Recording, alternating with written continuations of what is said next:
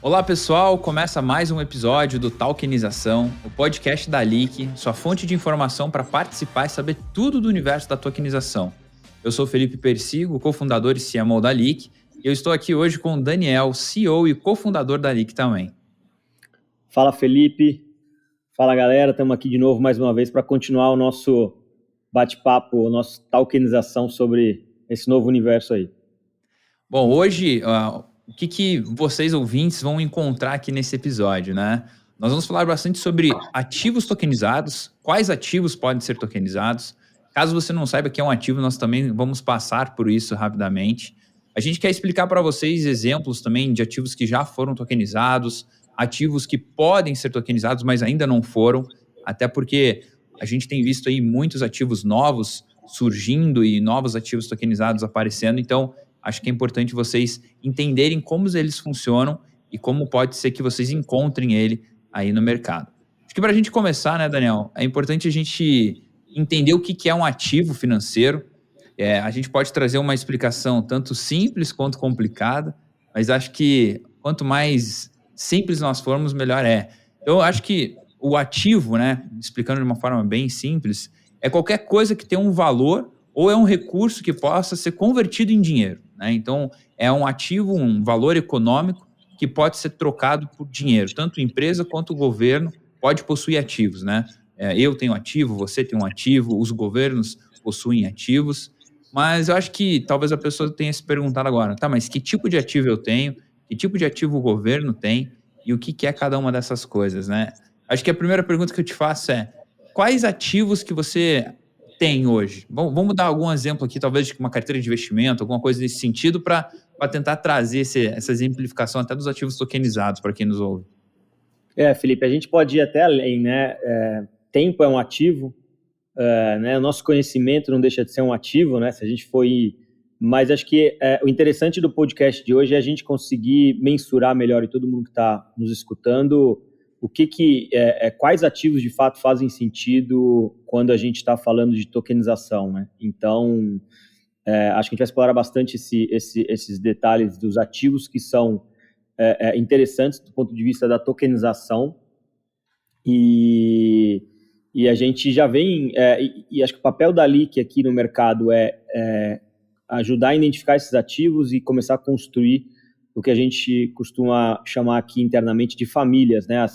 Ou classificar em famílias esses tipos de ativos que hoje a Leak trabalha atuando na tokenização, né? Então, a gente vai aí conhecer um pouquinho mais desses ativos e também conhecer talvez um pouco daqueles ativos que hoje a Leak não está tokenizando ou que o mercado ainda não vê um grande valor na tokenização em determinados ativos, porque de fato talvez não entregam um valor para aquilo que a gente está construindo, né? Então a gente vai explorar bastante esse tema aqui. Bom, Daniel, então a gente sabe que, por exemplo, um dos exemplos mais práticos do que seria um ativo seria até uma própria ação de uma empresa, né? Talvez a coisa que a gente está mais acostumado. Um título público é um tipo de ativo, um imóvel, um ativo. Muitas pessoas consideram o carro um ativo, né? Apesar de gerar despesa, ser considerado um passivo muitas vezes, mas não deixa de ser um ativo porque tem um valor econômico por detrás dele, né? Talvez eu tenha esquecido aqui alguns ativos, até se você quiser comentar algum tipo de ativo que veio à tua cabeça que talvez eu não tenha falado, por favor, fica à vontade. Hoje a gente está... tem os instrumentos financeiros não deixam de ser ativos, né, Felipe? A gente tokenizou uma CPR, que é aquela cédula de produtor rural, é um ativo. Contratos de aluguéis, contratos de leasing de equipamento, enfim, tudo isso no final do dia, recebíveis, né, viram para a tokenização ou para o mercado ativos aquilo que você falou no começo, né, que podem ser de alguma forma trocados ou transformados em dinheiro. Então, são outros exemplos. E para quem não sabe, a própria Leak, né, Felipe, no começo quando a gente começou o negócio, a gente tokenizou as ações da Leak, uma parte pequena, e fez uma oferta privada para alguns investidores estratégicos. Então, ali a gente transformou um ativo que é as cotas de uma limitada, que até então a Leak é uma limitada ainda, em tokens, e ofertou para o mercado de maneira privada. Por ser valor mobiliário, a gente não pode ser feita uma oferta pública, né? Então, é um ativo e E tem um motivo, né, Felipe, por que a gente já fez de cara a tokenização da LIC. Claro. É aquela frase que a gente já falou algumas vezes, vou beber da água que eu quero vender para o mercado, né? Então, nada mais fácil, o primeiro case nosso, tokenizar nosso próprio ativo, né? Então, é um exemplo na prática aí do que a gente está falando, né? Até aquela outra frase, né? Casa de ferreiro, espeto de ferro, no nosso caso, né? Porque a gente fala de tokenização e acho que o primeiro uso prático que a gente fez foi na nossa própria empresa, né? Isso é muito legal. Você comentou até sobre dinheiro, né? O próprio dinheiro é um ativo hoje, terras, outras coisas nesse sentido. Eu acho que talvez a gente pode até entrar nesse sentido, já começando com uma outra pergunta. O que dá para ser tokenizado? O nosso dinheiro, por exemplo, dá para ser tokenizado de uma certa forma? Terreno, propriedade, investimento? Quais os tipos de investimentos que a gente pode tokenizar? Eu sei que o dinheiro a gente pode tokenizar de uma certa forma, né? E eu acho que depois a gente pode até entrar um pouquinho no que seria aí um dinheiro tokenizado, uma stablecoin, propriamente dita, né? Mas hoje qualquer ativo pode ser tokenizado, Daniel? Ou só alguns ativos podem ser tokenizados? No final do dia, acho que não tem nenhuma limitação do que pode ser tokenizado, né? E quando você fala em tokenizar o dinheiro, né, para quem não sabe, e a gente pode aproveitar aqui a oportunidade, se eu não me engano, esse é o terceiro ou quarto maior token de volume, né? Vamos chamar de token para não trazer o criptomoeda para dentro do assunto, para facilitar. O terceiro ou quarto maior token no mercado com liquidez é um dinheiro tokenizado, que é uma stablecoin, como você menciona. Não sei a posição exatamente dele agora.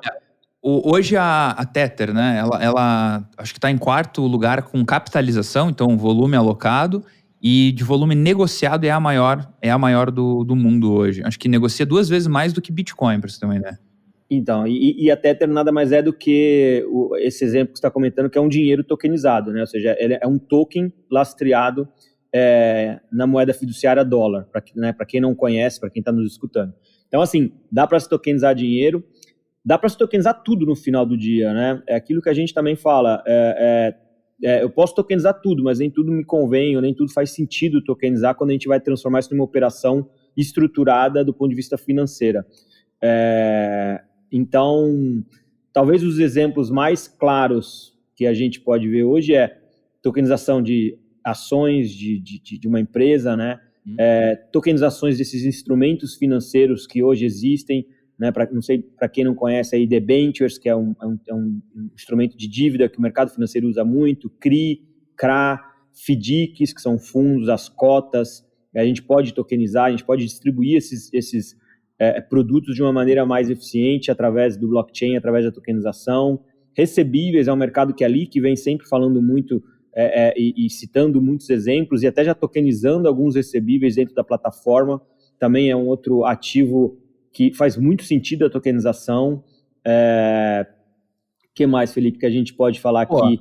Mecanismo de solidariedade, né? É um ativo que antes não era nem conhecido muito pelas pessoas, né? Que até para quem nos ouve, talvez não saiba que é um mecanismo de solidariedade, nada mais é do que um percentual que o clube que forma jogadores tem de direito de futuras vendas de jogadores de futebol que passaram por aquele clube, né? Então, isso não era considerado um ativo, apesar de ser, porque tem um valor econômico por detrás, e através da tokenização a gente consegue oferecer isso para o mercado, né? Também tem a questão dos commodities, eu acho que é um tipo de ativo que a gente pode, eventualmente, no futuro, ou melhor, até já existe, né? Existe aí o ouro tokenizado, a prata tokenizada através de outros tokens no mercado. Inclusive, já tem projeto de soja tokenizado, commodities realmente. Imóveis, né, que eu não comentei aqui também, tem imóveis, para quem não sabe, para quem busca conteúdo sobre tokenização, geralmente são os cases mais citados, né, de tokenização usando imóveis como exemplo, porque aí a gente vai ter 2 tipos também que a gente pode classificar aqui, né, aqueles ativos líquidos e os ativos ilíquidos, né. Então, quando você pega um imóvel, às vezes ele é considerado um ativo ilíquido, né? E quando você, né, tem lá uma casa de 2 milhões de reais, ele é um ativo um pouco ilíquido, ou com uma dificuldade maior de liquidez, né? Você tem que achar um comprador que tenha 2 milhões, que quer. Quando você tokeniza esse imóvel e transforma ele em milhares de pedacinhos no blockchain, você transforma esse ativo muito mais líquido para o mercado. Então, aí você tem essas classes, a gente pode classificar aí os ativos, né, entre ilíquidos e líquidos. o mecanismo que o Felipe bem citou, ele é um ativo líquido também, e com a tokenização ele passa a ser um ativo líquido, né, que tem a liquidez, pode ser transacionado muito fácil em pequenos valores. E quem mais que é interessante tokenizar aqui, né, Felipe, que a gente pode levar em consideração de ativos? Um que você comentou que eu gosto bastante, acho que depois a gente pode até trazer um exemplo de antecipação de recebíveis. Acho que hoje, para mim, é um dos grandes mercados que a gente tem aí, né? Você poder antecipar recebíveis aí, desde aluguéis até cartão de crédito. Vixe, aí acho que é um mercado gigantesco, né? Teve um que eu pensei aqui, mas até estou tentando pensar um exemplo, que é a propriedade intelectual, né? Quando direitos de música, direitos de livro, exatamente, também. Eu tinha lembrado e me fugiu, mas direitos de música, royalties, receitas de franquia, você pode tokenizar, transformar aquele ativo em tokens e distribuir, né? Exatamente. Então, assim, quando que um dia você pensou que talvez você pudesse comprar um recebível atrelado à música de algum artista, ou recebível que o cara tem, por exemplo, no Spotify ou alguma coisa da vida, né? Quando que antes era possível? Puxa, talvez para um pequeno número de pessoas, né? Mas hoje, através da tokenização, a gente consegue, acho que, oferecer isso muito mais fácil para todas as pessoas, até porque o investimento que normalmente as pessoas fazem é um pouco mais barato, mais baixo, né? Não é mais barato, mais baixo do que o normal. Até perguntando um pouquinho da questão do antecipação de recebíveis, Daniel, hoje ele que tem já tokens de antecipação de recebíveis, né? E aí, em algumas situações, a gente olha aquilo e pensa, tá, mas como é que funciona essa tokenização? Puxa, eu tokenizo o contrato, eu vou ter o direito daquilo, como que eu recebo, por exemplo, a remuneração desse recebível mensal? É uma vez por mês, tipo fundos imobiliários? Ou não é por mês, é por ano? Vamos pegar acho que esse exemplo para as pessoas entenderem um pouquinho disso. Aqui a configuração da operação ela vai mudar conforme a própria natureza da operação e a maneira que ela foi estruturada, né, Felipe? Hoje a própria LIC ela tem um recebível a qual o investidor ele tem acesso a uma fração dele através do token para poder comprar esse recebível com deságio, né, com desconto.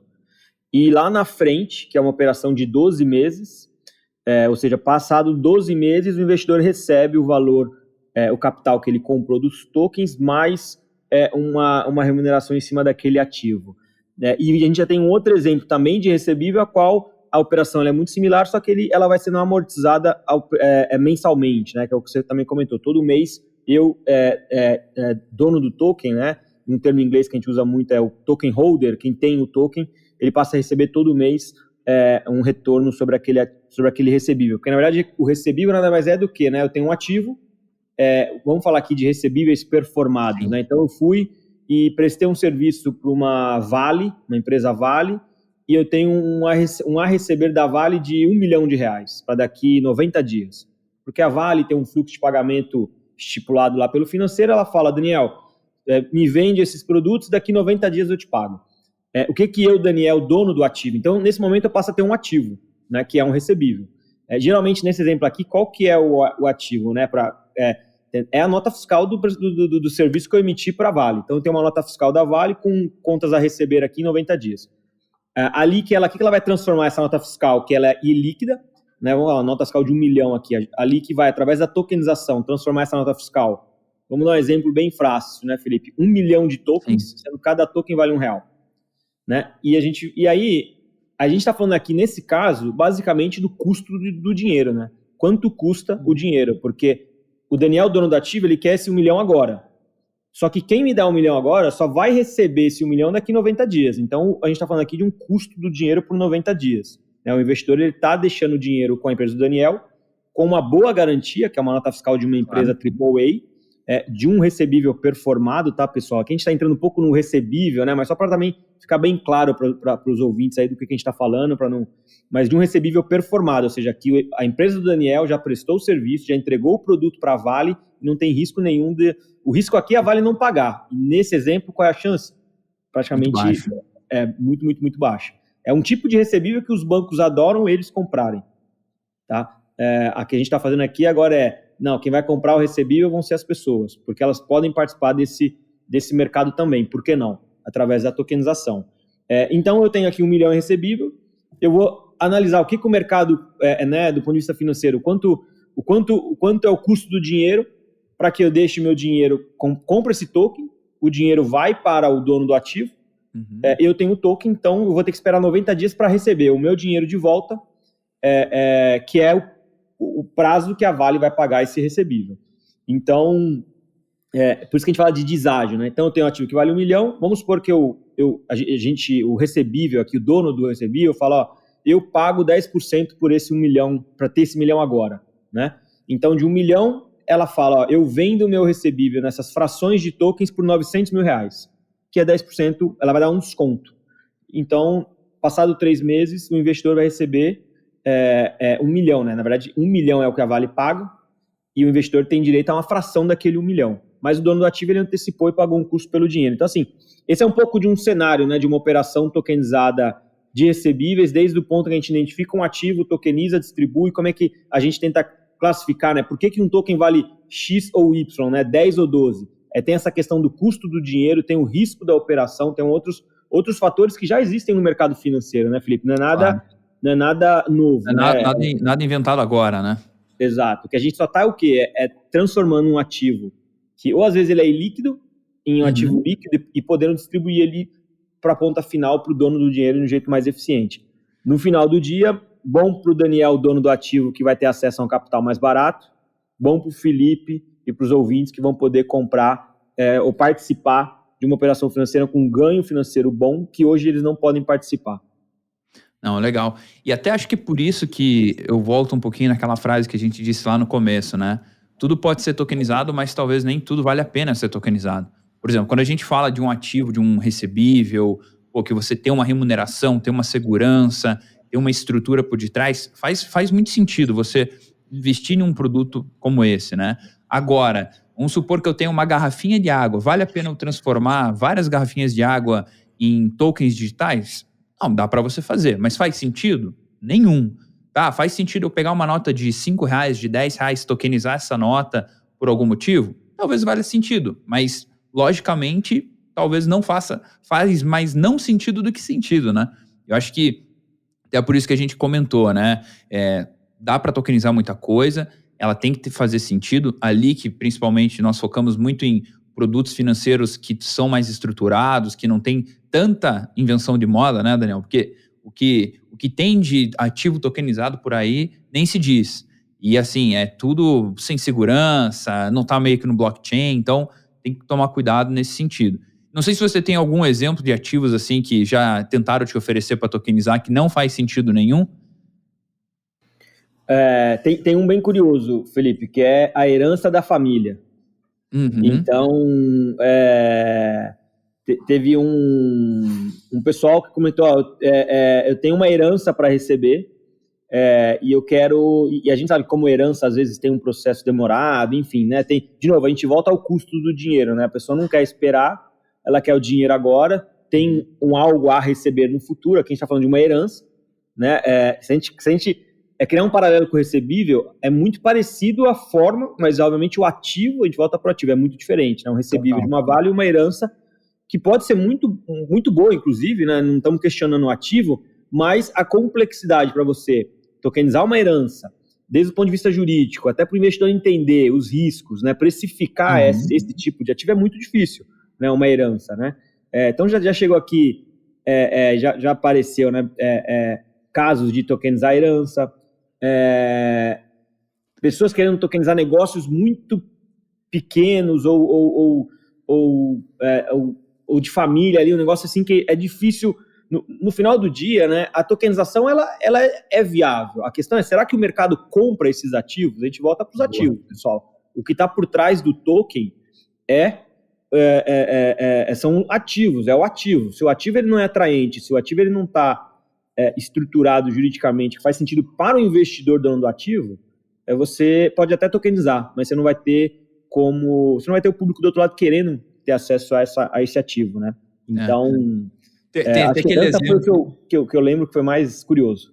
Eu acho que apareceu talvez no começo ali para mim um exemplo até de uma garrafa de cachaça que era de uma coleção rara e não sei quantos anos, e a pessoa queria tokenizar uma garrafa de cachaça, né? Dá para tokenizar? Pô, dá para tokenizar, tranquilo. Você emite um token no blockchain lastreado lá e beleza. Mas quem do mercado vai querer comprar, né, uma cachaça tokenizada, por exemplo? Então, assim, às vezes não faz sentido para o público, né? Óbvio que deve ter gente que se interessaria? Deve, mas assim, é um público muito pequeno. Então, no final do dia, tem coisas que não fazem muito sentido e acaba que talvez daria mais trabalho do que benefícios depois para o detentor do token ou para o dono da cachaça, no caso, né? Lembrando que quando a gente acha que no último podcast a gente falou sobre isso, né, se eu não me engano. Quando você fala de um ativo físico, real, a gente não pode esquecer que tem um problema da custódia. Alguém tem que guardar a garrafa, cuidar dessa garrafa, porque imagina que se for uma operação financeira, né? No mercado de vinhos, né? Acho que o Felipe até tem experiência, porque ele é investidor também. Existe esse cenário, né, Felipe? De comprar uma safra de vinho que ela pode vir a se valorizar no futuro e você ter uma, né? O exemplo que você deu é igual, só que a questão é uma garrafa, né? Assim, qual que é o potencial ganho, qual que é o interesse do investidor, e a gente está falando de uma garrafa, né? Qual é o risco da pessoa que está em garrafa não abrir e tomar uma dose ali, e como é que você controla isso, né? É complexo. Esvazia a garrafa e bota água dentro e fecha o lacre, né? Até isso que você falou de vinho, existe duas modalidades. Uma que você compra a safra antes da safra acontecer, então se for uma safra muito boa, legal, você ganha. Se for uma safra ruim, você estava no risco, né? Mas também tem uma outra modalidade que você investe em coleções de vinho, só que essa coleção ela fica custodiada em um lugar específico lá em Londres que é feito para isso. Então, respinga até naquela questão da custódia. Nesse caso do vinho, já existe uma estrutura, já existe algum lugar que... Por exemplo, a gente poderia colocar uma coleção de vinho num lugar desse que tem custódia, faz o controle, mantém temperatura e tokenizar a coleção. Aí já faz mais sentido do que simplesmente algo, uma garrafa dentro de casa que eu quis tokenizar, né, nesse sentido. Mas eu acho que deu pra gente ter uma boa ideia de ativos que podem ser tokenizados, ativos que podem ser tokenizados, mas não fazem sentido, né? Eu acho que com isso talvez as pessoas já tenham tirado a dúvida ou até mesmo a pergunta na cabeça, pô, será que isso que eu tenho pode ser tokenizado? Talvez ela até tenha já percebido, não, isso pode ser tokenizado, mas não faz tanto sentido. Acho que a ideia desse episódio era poder transmitir isso para o nosso público, né? Até eu queria agradecer todo mundo que ficou aqui até o final, ouvindo, contribuindo aqui nesse podcast. Se vocês tiverem dúvidas, não esqueçam de visitar o site da Leak, lá a gente tem diversos conteúdos sobre tokenização. Também façam um cadastro de vocês para estar por dentro de tudo que rola lá dentro da plataforma. E, Daniel, no próximo episódio a gente vai falar de alguma coisa super empolgante, talvez um pouco polêmico, mas é empolgante. Como que a tokenização vai mudar o mercado financeiro? Então, eu acho que vai ser um tema bem bacana para a gente discutir. Tenho certeza que você vai contribuir bastante aí para a galera, até porque você fala bastante com o lado do regulador, né? Então, eu acho que a gente vê todo mundo no próximo episódio, não é mesmo? Não, com certeza. Acho que o nosso papel, de uma maneira muito respeitosa, é provocar o mercado, no sentido da provocação, não no sentido pejorativo da palavra, mas é no sentido de abrir os olhos, entender o que está sendo construído, entender as possibilidades que essa tecnologia pode trazer para o mercado. Então, é sempre muito bom provocar o mercado, e eu acho que acho que a gente tem que fazer exatamente isso, provocar de maneira respeitosa, mas realmente provocar. E o próximo episódio vai ser polêmico nesse sentido, né, Felipe? Vamos cutucar a onça com vara curta. Não, com certeza. Valeu, pessoal. A gente se vê no próximo episódio.